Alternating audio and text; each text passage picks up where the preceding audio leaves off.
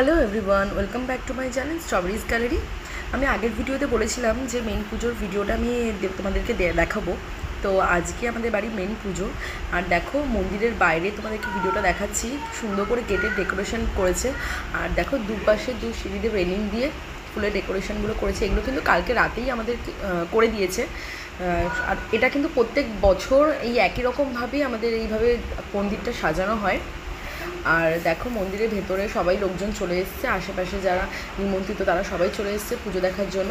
আর এখানে কিন্তু কীর্তন হচ্ছে, আমাদের এখানে হরিনাম করা হচ্ছে।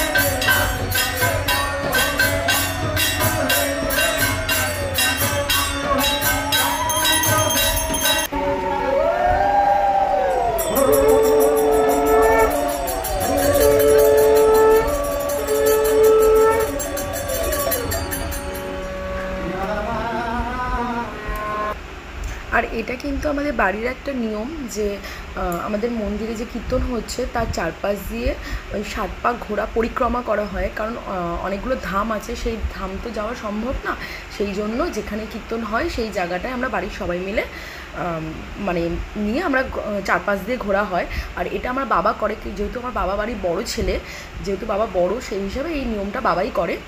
আর আমরা তার চারপাশ দিয়ে আমার মা, দিদি, বোন আরও সবাই বাদবাকি যারা থাকে তারা আমরা সবাই চারপাশ পরিক্রমা করি। আর প্রত্যেক বছর এই নিয়মটা আমরা করি।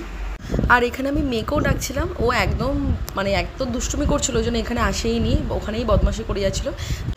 দেখো বাবা এখন ওই মাটির ঘরটা ভাঙবে আর তারপর শুয়ে ওখানে গড়াগড়ি খাবে। ওই যে ঘটের ভেতরে যে জলটা থাকে সেটা গায়ে লাগাতে হয়। আর মা দেখো ওখানে বাবাকে মাথায় জলটা নিয়ে ছুঁয়ে দিচ্ছে। আর তারপর মা আমাদেরকেও সবাইকে ওই জলটা নিয়ে মাথায় ছুঁয়ে দিচ্ছে। কারণ আর ওই মাটির ঘটের ভেতরে কড়ি কয়েন থাকে। আমরা মনে করি যে ওই জিনিসটা রাখা ভালো, ওটা একটা ঠাকুরেরই জিনিস, যেটা আমরা নিজেদের কাছে রাখি। তো সবাই মিলে আমরা সেটাই করছি। তো যদি ভিডিওটা ভালো লেগে থাকে তো প্লিজ অন্তত লাইক, কমেন্ট, শেয়ার করবেন। Thank you.